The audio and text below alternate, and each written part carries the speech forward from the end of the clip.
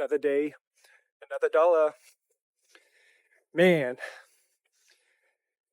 I've got a lot to drop on you related to narcissists.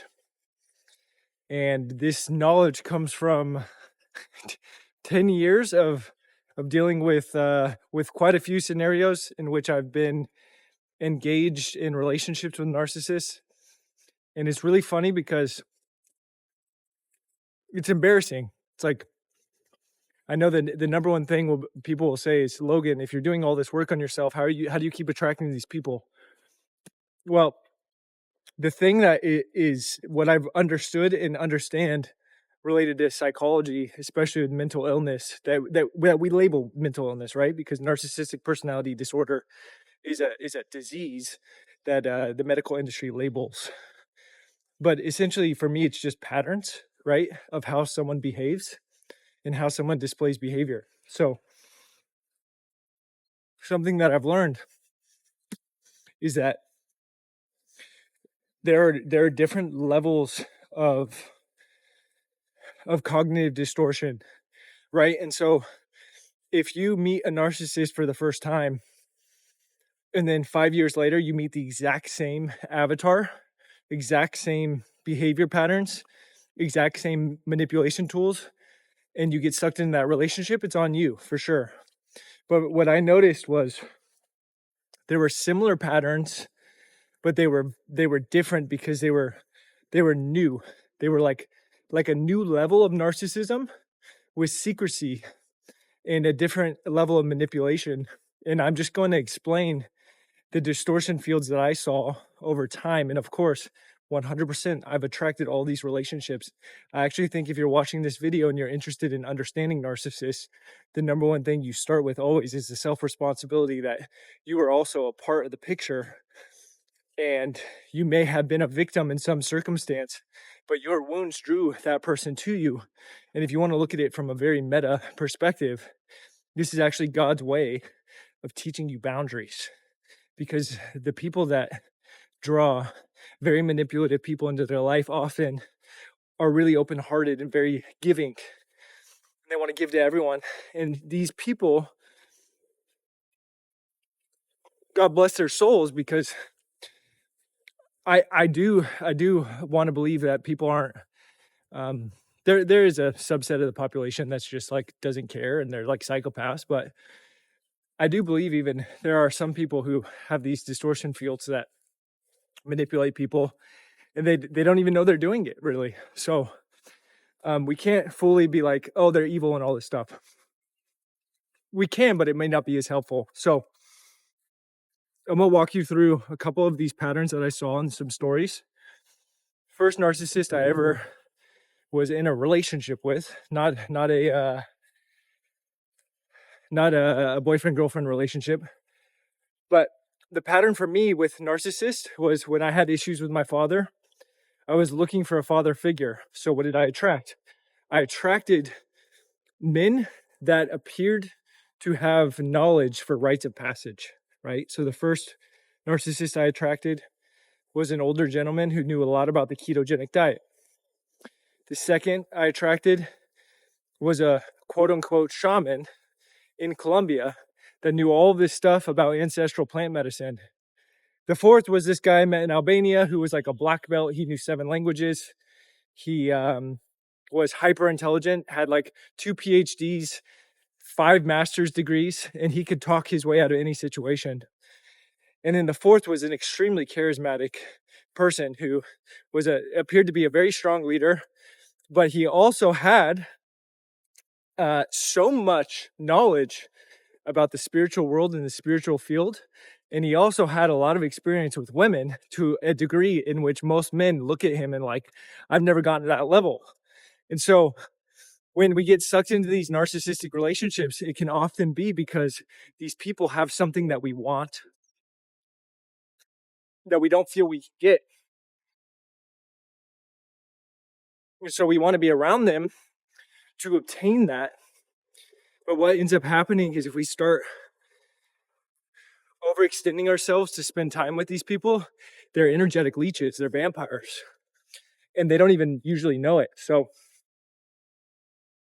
how do you know if a person is a narcissist? Well, the number one thing is they will lead with hardcore charisma. You will meet these people. They will be some of the most charismatic people you'll ever meet in some fashion. They'll be very gregarious. They'll be usually the person taking over the room.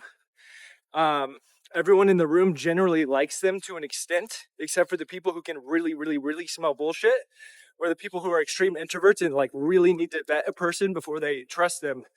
But these people are super charismatic. Like they will talk to everyone, and they get a high off of it, right? So the charisma is actually them taking your energy because they're talking so much. And so a lot of people like being around these people because they appear to be very strong leaders, because they can lead, because they're so self-absorbed and they want the energy. So you have to watch, where is this place of leadership coming from? Is it coming from a place of extracting energy from the room? Or is it coming from a place of passion, right? It's very hard to discern this. So the first narcissist I knew started seeing a lot of red flags because over time, with all these people, if you start to step into any of your power, what's really funny is they'll tell you things like, oh yeah, no, like when we're really good friends, we don't need to sign contracts. And they'll convince you, like, they want to put out a book, but they want you to put your name on it. Or they want to open a bank account and they want you to put your name on it, right? And they'll have this convincing kind of like, oh no, this is what friends do, and like this is family. They'll bring in family dynamics. They will, number two, or one of the biggest other things that you will see is if you have friends that were there for you before and you're with this person all the time, you'll start to adapt to that person's energy. And what might end up happening is this person starts to convince you that all these other people you're around were you're the sum of the 5 people you spend the most time with, and that these people are XYZ, whatever. They're this, they're that. They will label them, and it will usually be under the premise of you don't want to grow because you're hanging around these people. So what these people will do, they'll isolate you from your mom, your dad, your sister, your best friend from high school who always had your back. They'll isolate these people. I saw this with the second narcissist at the ayahuasca cult I was at in. I brought one of my buddies over there, and he saw and confirmed a lot of the red flags that were coming up.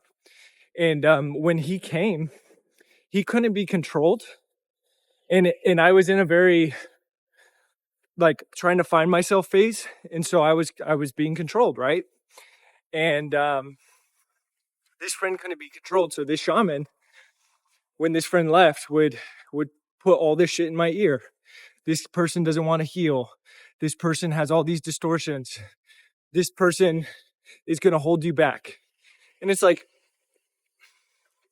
I understand warning messages are important, and I will warn friends from time to time, but it's very hard if you're getting sucked into a narcissistic relationship to discern if this person is telling you the truth or if they're telling you their agenda.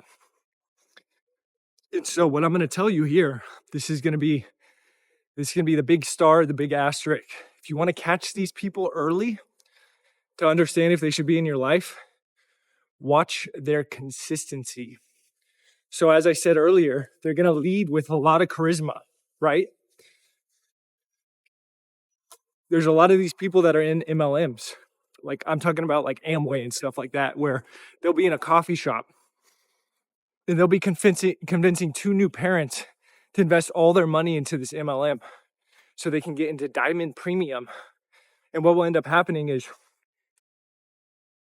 these guys will fucking go to the end of the earth to convince this person. They'll bring out every analogy in this textbook. They'll gaslight this person to tell them how fucked they've been with their finances and how they need to make a decision, right? They go past sales tactics. They go deep into the mud with these people, make them feel like absolute shit. and it gets them into an energy vortex and it convinces them. They drop a bunch of cash, and then that narcissistic person, they find out later on, didn't really care, and they did it to the next person the next day. And so if you're a victim to these people, or you find yourself falling into these patterns, you have to be super patient. So it's like, take your relationship with any person that you meet and extend it by if you usually become friends with someone over 3-6 months, extend that by an extra ×2, ×3. Really spread it out and watch for behavior patterns. It's like, I'm not even going to make a decision about this person until 18 months into the relationship. I'm going to go talk to every single person they've ever been friends with. I'm going to see how many friends they're actually friends with. And I'm also going to listen to how many times they've been in relationships with people and they've had difficulties, because these people will tell you, as anyone, there's two sides of the story. They'll usually tell you all the reasons why a relationship fell out. They'll be very good at weaving it in a way that sounds more nuanced. Sometimes the narcissist isn't nuanced and they haven't played the game long enough to really understand how to manipulate. But the really manipulative ones, the ones that are super advanced in the spiritual world and they've done all that stuff, they know how to speak to those people. They will appear extremely self-reflective, to the point where you're watching how they're talking through a situation and you're like, oh, this person really actually cares. This person really actually is super self-reflective. This person has thought this through. And this is where you go back to the consistency, because if they have truly thought it through, they will embody it through their actions. But for most narcissists, they have this massive distortion. So they will go and they will chase energy from other people, get into relationships with many of them because they're so charismatic, and it'll just be a fire. If you go and you start isolating and talking to all these different groups, you'll start to collect patterns of their experience with that person. And a lot of them will be like, oh yeah, they're gregarious and like super charming and fun. And if you get really deep to it, a lot of them will be like, especially the really privy ones that don't attract narcissists, they'll be like, oh yeah, like we just didn't really connect. There was something off. All these things, right? So what you'll find is, if you start searching into their friend groups and you don't see a long, consistent, like strong dynamic with certain people, like it could even just be one friend where they're really tight their whole life, where they've been tight for like 5+ years. If you see all these relationships where like you're now their best friend and you're in their group and they're hanging out with you all the time and they're not bringing anyone else over, it's like, whoa, what's going on there? And so a couple of things that I saw that were similar patterns. You see 1, 2, 3, 4. Okay. Very, very good at changing states, right? So it's like, get a person into a different state. This is what Tony Robbins does well, and I'm not calling him a narcissist. And Joe Dispenza, those are discussions for other days. But they will take people to events. They will really get their state amped up. A lot of people will use psychedelics. This is where the ayahuasca cult was. Other people will use like very hardcore gem tactics, very hardcore pushing through warrior mode, all this stuff. And that's not to say anyone that's practicing these things is automatically a narcissist, but these people will use these state shifts to put you into a different state, and then they will whisper in your ear. So you have to be very careful about what's called soothsaying. And a mentor of mine told me this about one of these people.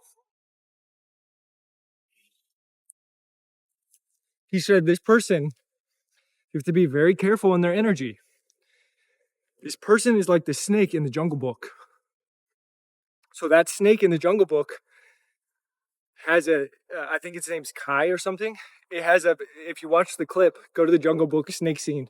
It's got these hypnotizing eyes. It just captivates and hypnotizes you and tells you what you want to hear. Come closer to me. They get you wrapped around their finger. Now you're preaching their shit. Now you're recruiting for them. Now you've changed your clothes and your outfits and you look like them. Your family and everyone is kind of like, what's going on? And you become a different person. And this is the big tell. If you start to shift out of that identity that they helped create for you and pushed you into by you wanting to be them, if you pull out of that, they'll start gaslighting you, start telling you, oh, you're changing. Kind of the reverse of what your family's doing. Oh, you're changing, and like, why are you doing things that way? And this person has an influence on you. And they will start to make you start to doubt and judge yourself so that you go back to them. And so it's the same with cults. These people will try their very best and damnedest to make sure that you don't leave them. And all the compassion to them, because this is not real power. The narcissists, they appear to have all the power in the world. They get the girls, they get the money, they get the social status, but you'll see over time they're the loneliest because they burn every bridge they have through their addiction to power. Just like that snake, they wrap people up, they constrict them, and they start taking their resources.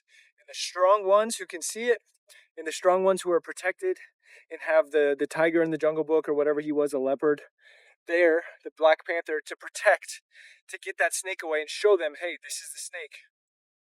They get free and they repel that person because they step up energetically. So I will even go as far as to say the narcissist is actually a very important aspect of humanity in terms of being able to take people who are weakened and easily manipulative.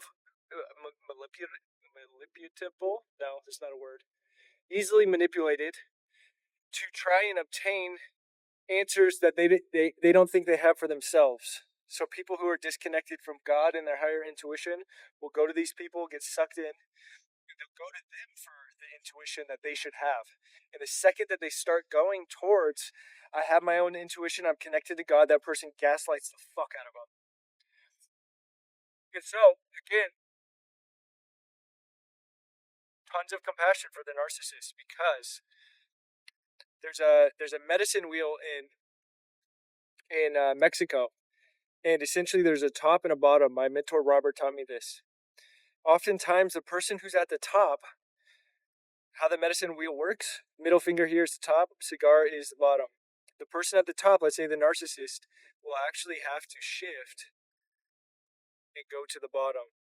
While the person who is the victim, when they step into their power, they go to the top. And the narcissist is back in the pattern that they were always in.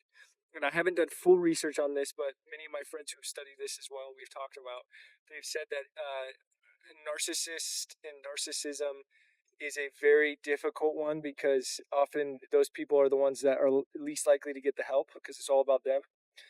And it's a very difficult one to overcome. And I think the more that a narcissist understands the reality of their manipulation, they can become the evolved one. So this is where, as I evolved more and understood narcissists more and started getting more into my power, they started evolving. It was like a video game where I was Crash Bandicoot and I'm on level 25 and I got a new narcissist unlocked. So the final boss that I've just defeated is the hyper spiritual, super gregarious, charismatic one that just fucking opens every door to every relationship and is all over the place. And my friends and I started to see patterns, but I never talked about it because I pedestalized this person so much. And so one of the big things too, if you're attracting these people, is the pedestalization of them. Something super important that I had with very close friends. Some of these friends I lost because I got sucked into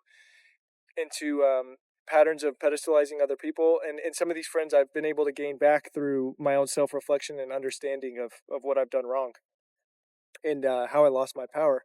The friends that were my truest friends and closest for me, they were always there for me, and they always rooted for me, and they were praying for me in the background. They even told me this. They're like, all I wanted was to be your friend again, and to be able to be friends with you again. Whereas the narcissist, when you make a shift and you get a leap and you become more powerful than them in some aspect, they will tell you every single day, rising tides raises all ships. They'll tell you all these things, and then what do? The second you get more power than them, they're not rooting for you anymore. They told you they wanted you to get there, but when you get there, their energy changes. That is the tell, and that is very hard to understand because the second that happens, they're gonna come through with the axe and the hammer, and they're gonna try and start knocking you down. They're gonna try and get you below them again. And I'm only just seeing this upon reflection. With all four, every single time I stepped into my power, they would throw belittling comments at me that they never threw before. They would, if I set boundaries, boom, they'd come in hot and just gaslight the shit out of me. They just tell me like, oh yeah, Mr. Hotshot now, kind of pushing like I'm arrogant. I had always had problems with self confidence, and people had always told me, Logan, if only you could see yourself the way others see you. You're a benevolent man. You care about others. Sure, you've made mistakes, but I can see you truly have a pure heart. That happens, and then the second I step into like who I really am more, those people, boom, comment. That that recording that I heard of you the other day, that was horrible. They just fucking ripped me off right when I was in my power, and I'm like, oh my god. And so I'm seeing it clearer and clearer, and the timeline and the time window for the relationships that I've been in, like there was a guy in Albania, the black belt, that lasted maybe 1 to 2 months. I got really good at setting boundaries. And I posted a video of me just talking on Instagram, and he sends me 3 or 4 paragraphs long, just going into all this intellectualism about why he's right and I'm wrong. And I noticed he didn't want to have a conversation, he wanted to be right. That's another clear sign. Always trying to be right. And so putting them being above you over the friendship. It's like a real relationship. You'll seek to continue to move forward together. Even if you get into an argument or altercation, you come back to each other, even if it's long term. And so what ends up happening is this person sent me 4 paragraphs. And this is when the shift happened. Instead of diving into the argument so that they could try and meet me, I just sent them a thumbs up emoji. They deleted me on Instagram. This most recent one, I told them the relationship dynamics we're in now have changed. And this person blocked me on Instagram a couple days later. And I'm like, okay, so if you're the strong, emotionally intelligent, spiritual person that you show everyone, if someone sets boundaries with you and tells you, I no longer want to be in your presence at this time, and you block them, what does that say about you? It says that you actually don't want the relationship to move forward. And it also says, if I wanted you to win, that would mean that you win without me. And so in my friendships, I'm always prided myself on. I have a friend right now. We've separated, and I'm still cheering for him. I wish him the best, and if he does not come back into my life, I want him to win. I want him to go do great things, and if that means I'm not in it, and he's better because of that, God bless you, dude. Please go do that. Because if I'm gonna hold you back in any way, I can't be your friend. I want you to win. And it's a very fine line because there are also friendships where people will be codependent on each other. They'll have addictions, and one friend is trying to get out, and the other friend's pulling them back. That's also not healthy. Like loyalty for the sake of loyalty is not always healthy, because if it's time to part ways, it's time to part ways so that we can both grow. But for me, the big telltale sign with cults, with narcissists, if you are trying to leave to go do your thing, hey man, I'm going to move to Australia and start a new life. I've had friends where I've told them I'm moving to another city and they go, oh man, that hurts really bad. Like, I want to stay, like, I want to keep hanging out with you, but I wish you the best. That's so healthy, super healthy. Versus, oh, is that really the best decision for you? I think you're making the wrong decision. And they start planting these seeds of doubt. And the seeds of doubt are actually coming from what's best for you, because if they did want to know what was best for you, they would go, oh, why are you making that decision? I'd love to hear more. They would listen to you and they go, good for you. Yeah, go do that thing. Man, insane lessons for me. I have a lot of integration to do. And I do again, I feel embarrassed because on paper, if I attracted four narcissists, I don't have very good discernment, right?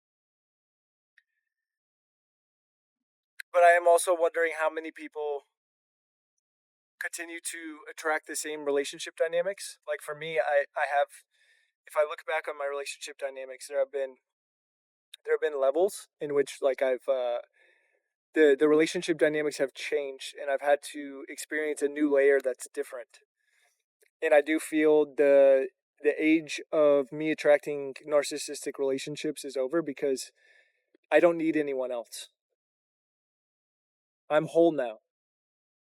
I'm connected to the divine. I'm connected to God, and that is where I get my power from. I don't need to outsource my power to coaching programs, coaches, people that are going to gaslight me, people that are going to tell me I'm weak, people that are going to tell me I'm not doing enough. I've done so much. And ultimately, if you're attracting these relationships, I want you to know it could be from a big wound of just trying to be seen, right?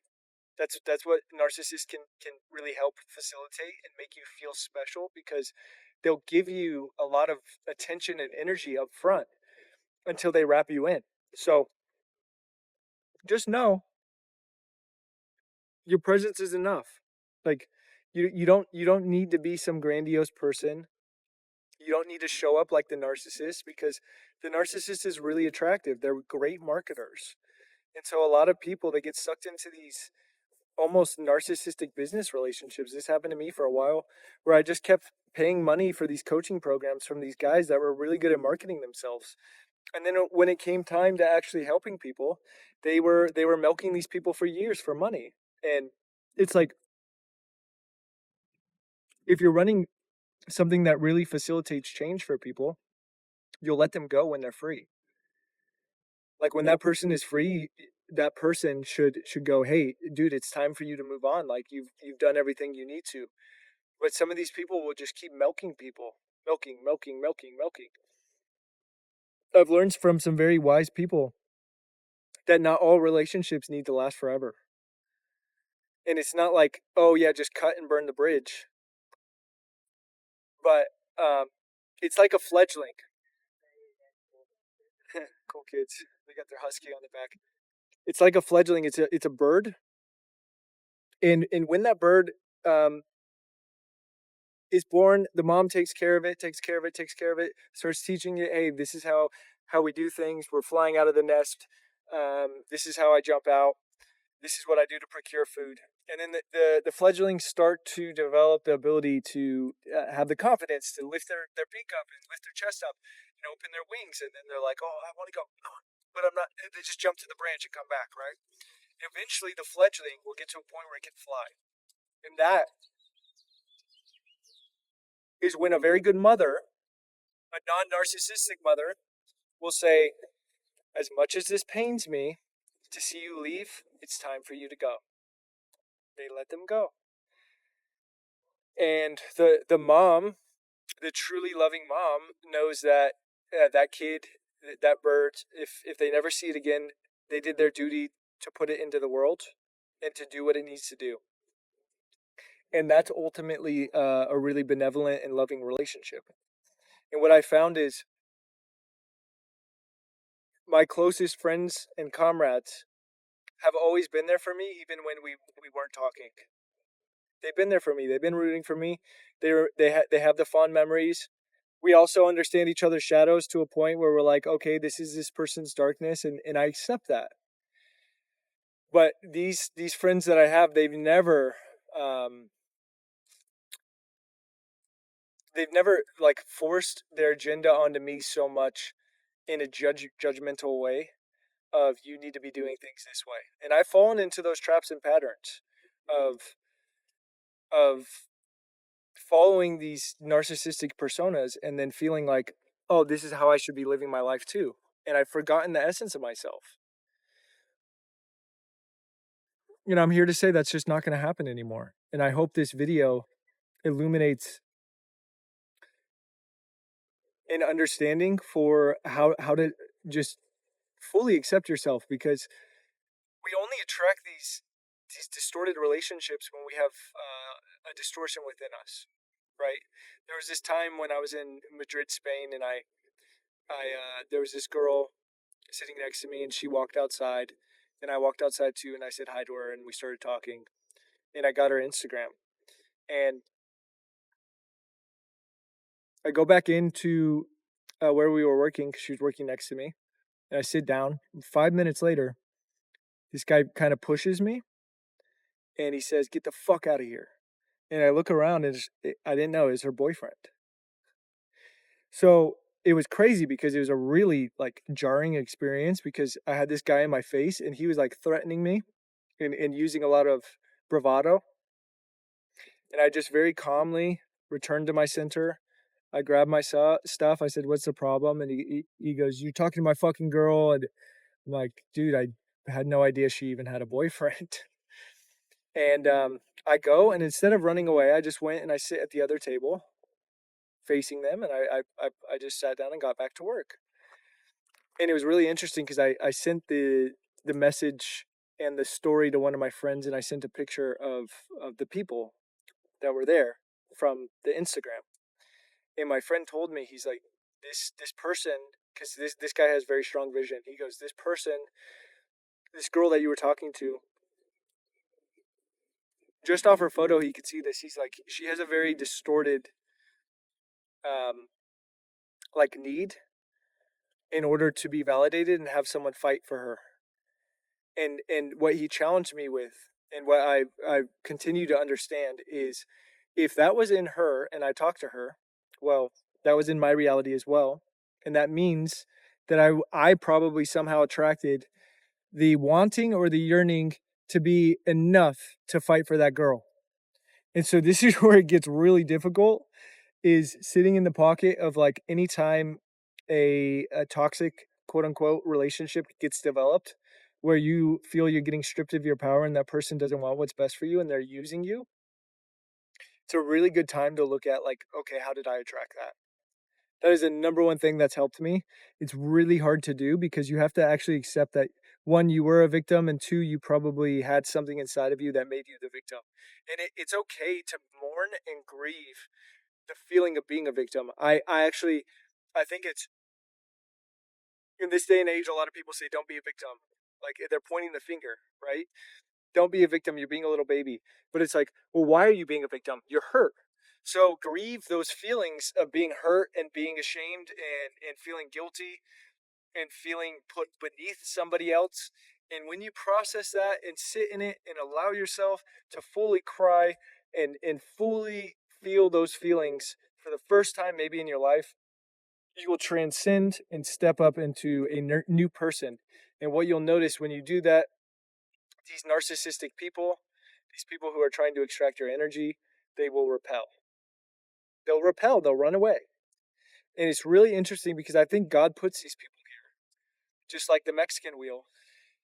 It's hard for them because if they're doing this their whole life and they never get help, they will constantly be repelling people. But what they do is they actually create more sovereign people. Like I'm more sovereign from all of these relationships. I've learned so much from all of them, and God bless all of you who have helped me on my journey, who I might label as a narcissist or have narcissistic tendencies. I by no means am trying to belittle you by talking about you, and I by no means think I'm better than you. Thank you for everything you've done for me. God bless you. I hope you find peace in this life, and I hope you are able to transcend any struggles, tribulations, muddy waters that you're walking through. I wish that for everyone. And the more I shoot these videos and get these topics out of my mind, out of my body, where I can fully process them, the more I want that for people. I want people to win. I want people to feel better. I want people to be able to transcend and transmute their pain and their toxic tendencies into something that allows them to be better people. I think we're all here. We all chose, our souls chose to come down here and experience a roller coaster of growth. And that growth means that we have to get into really sticky, muddy situations. And after I got out of that cold, the ayahuasca cold,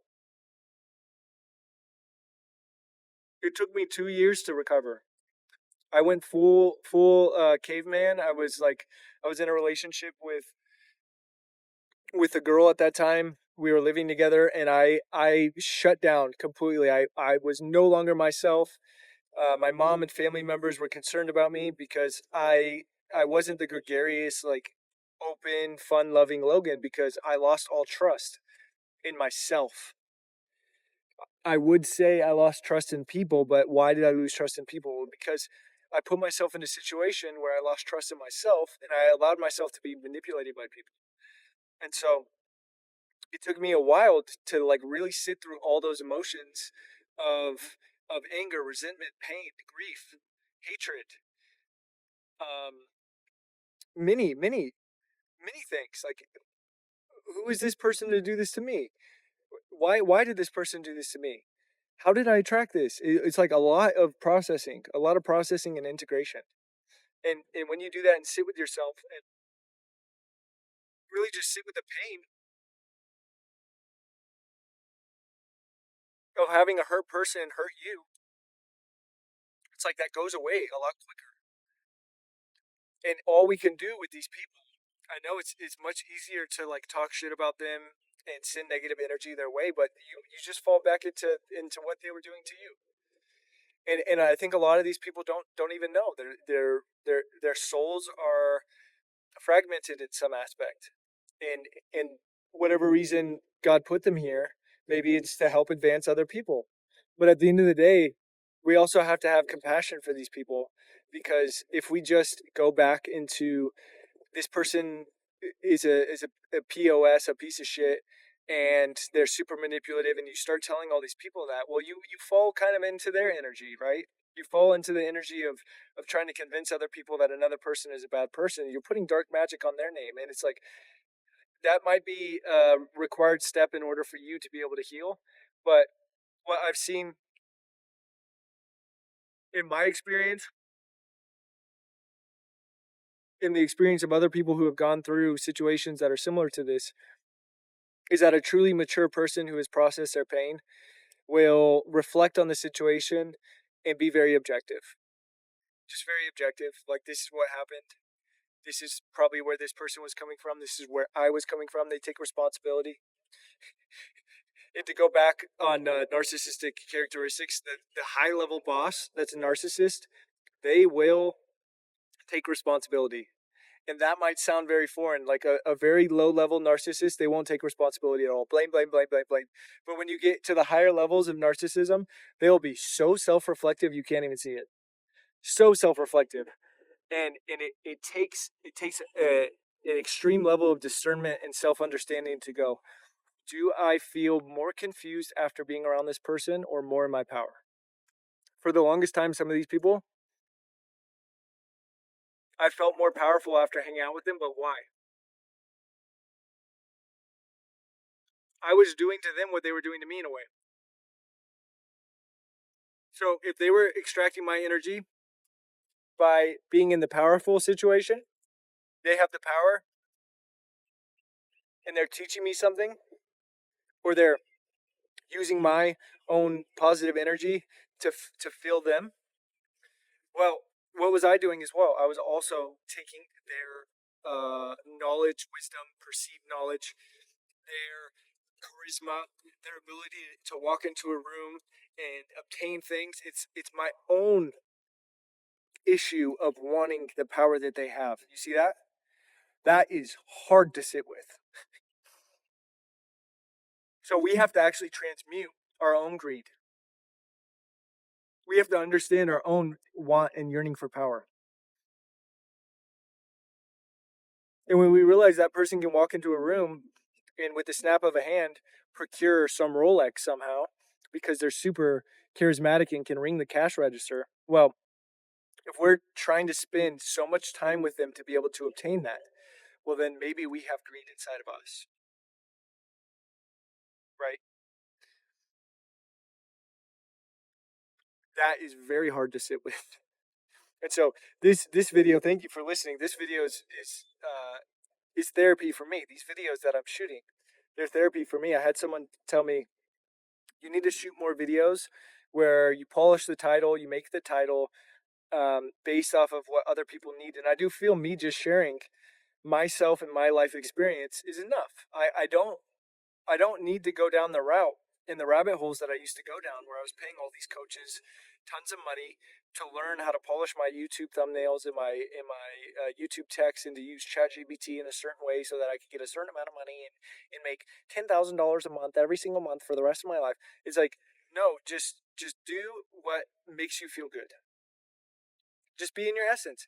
Me sitting here, spoken to Stogie, speaking Logi's life lessons is me in my essence. And I actually feel that, and I know deep down, and I know through my connection to God that that's going to bring me so much more wealth, regardless of the monetary gain that comes in through it. It's going to bring me so much more wealth in attracting the right people. I don't need numbers and metrics. When you look at the word number, the key word is numb. If you're focused so much on metrics and numbers and trying to get things out of people, I'm going to put out my energy in this video that's going to be perfect for these people so that they can bring more business to me. It's like, well, what are you feeding here? You're feeding a machine. You're feeding a machine of greed and trying to get something out of other people. And they're going to take from you too. Versus, I've been putting myself out purely, more purely and as pure as possible just by being myself. And I found that the people that didn't have my best interest at heart have repelled themselves. And the people who have always been day ones and I couldn't see it, they've come back and they've been like, dude, I've always been rooting for you. And I'm like, wow, thank you. Thank you. And I've been rooting for you as well. We have all the answers we need inside of us. Do we need to be around other people? Absolutely.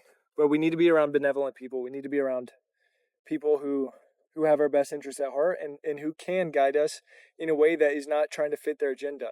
And it's really hard. I urge everyone to develop this skill set of being able to let relationships go if you're not providing value anymore. Like I've become much better at what I do, coaching people through detox and transmuting negativity into positivity and being able to work on people's bodies because I have been focusing on like, hey, how can I serve this person best, even if it's not in my interest at all? And if that means I tell the person, hey, don't work with me, go work with this person, or don't work with me. I had a conversation with a friend the other day. I said, dude, no more coaches. Don't work with me. Like, just don't work with anyone. Just do your thing. You have everything you need. And that doesn't make money. That doesn't make money. But what it does make is positive intention. And it makes it's love. It truly is love. And that love will always come back to us. And we cannot be loving for the sake of, if I'm loving and giving, then I'll be given to. And it is very important to be able to learn to receive. But we can't be operating from covert contracts. A covert contract is, if I do this, in the future, this person will give me this. If I donate to this charity, I will get this in return. I will get a write-off on my tax returns. They're covert contracts. And if we have covert contracts, we're not operating from love. We're operating from agenda. So to all of you who have gone through the trials and tribulations of toxic relationships, they're there to teach you lessons. They're good. They really are good. I know it doesn't feel that way, but they're good because whatever inside of us attracted that relationship. And so I have a lot of reflection and grounding to do in terms of I don't need any answers from other people. And I have people messaging me and I find myself sometimes falling out of my center. And all of this is these relationships, you don't want them to go down.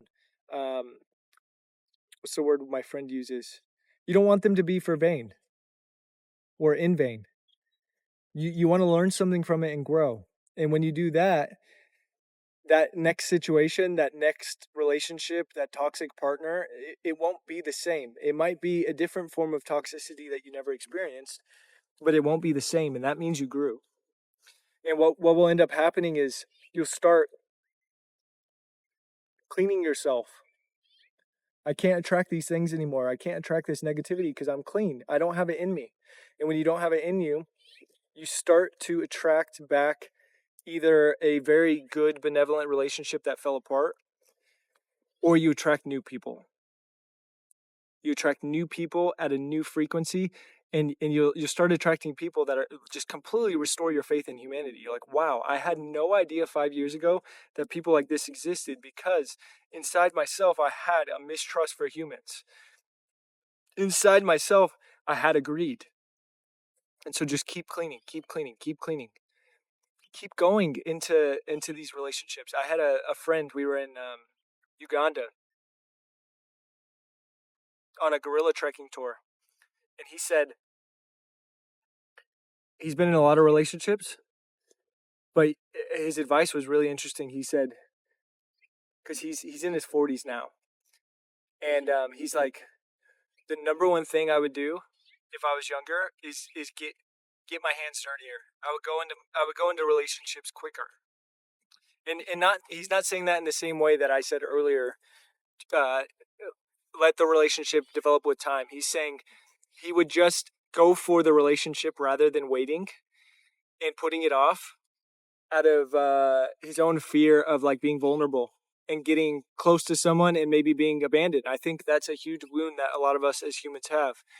Is I'm afraid to go into this fully with this person over time and commit to it. And this is what the dating app industry and the prawn industry and all these things are using to pull us off our center, is quick relationships to take from each other, quick casual sex. Like let's go on a date, have quick casual sex, and then I'm gonna leave, you're gonna leave, we're gonna ghost each other. It's like that's not a win-win, really. Um, if both parties are doing that, I'm not going to say they're hurting themselves. Maybe they had to learn something, but I know men that have had they have bedded over 350 plus women, and they're running around going, one day I want marriage and a family, and the next week they're off in some exotic country, um, talking about their escapades with all these women. And it's like, okay, well, at what point does this pattern stop? Is pattern recognition. We have to accept and analyze and understand the negative patterns that keep showing up in our life, and choose actively through the work, through facing our shadows. I will no longer accept this. I will set boundaries for myself. I will step into my power. I will put lines in the sand with myself first to ensure that this dynamic doesn't continue. Because if you're in a relationship with a narcissist or a partner that's codependent or whatever, if you allow that relationship to continue, I've talked to a lot of guys, they're in a relationship with a woman and they know that it's not going to go for the long haul, but they stay because they're comfortable. And it's the same for women. I've seen tons of this. It's like, hey, if you guys just decided to end the relationship, I know it's painful, but both of you will be better off because you have to go through your process of getting rid of the codependency. And when you do that, you become a different person. And when you become a different person, you elevate to the level in which you can attract the right person or people for you. So that's that. I hope you guys have a wonderful day. Get out in nature, ground yourself, put your feet down on the earth. I had a lady reach out to me recently. She was like,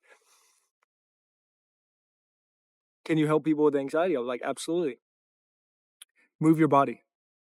Go move your body, and then message me. And she hasn't messaged back because she's moving her body right now. She feels way better. I bet. So go move your body. Go on a walk. Put your feet on earth. Concrete also works, but if you can, earth, grass, um, sand, dirt, whatever, and just sit down and don't listen to anything. Just sit into your body and allow those emotions to come up. When you let those emotions come up, you have to process them. And when you process them, they come out of you and you change them. You change your reality. But what a lot of people are doing, they're going to the gym, they're putting their headphones in, they're talking on the phone all the time, and there's never a moment of silence and solitude to be able to actually sit and process those emotions. So if you do that, you'll be automatically a better person. Much love, guys. I'll see you in the next one. Late.